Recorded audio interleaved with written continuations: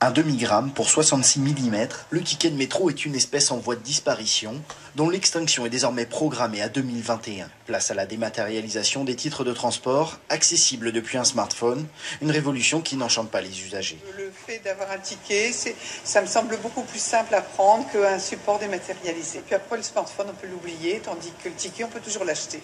En mettant le billet dématérialisé, automatiquement, on n'aura plus l'information et plus de guichet pour pouvoir nous indiquer les renseignements nécessaires pour pouvoir être bien guidés dans Paris. Les voyageurs occasionnels pourront acheter un pass Navigo anonyme sur lequel ils pourront charger le montant qu'ils désirent. Les bornes de validation vont être adaptées au smartphone, scellant ainsi le sort du bon vieux ticket, apparu en 1900, le jour de l'inauguration de la première ligne de métro à Paris, pendant l'exposition universelle. À l'époque, comptez 15 centimes de francs pour un trajet en seconde classe, 25 pour voyager en première. Si le petit bout de carton a depuis gardé quasiment les mêmes dimensions, il a plusieurs fois changé de couleur, pour le plus grand bonheur des collectionneurs et de certains usagers attachés à cet objet très pratique. Et la RATP dit à juste titre que le métro est l'un des premiers salons de lecture au monde.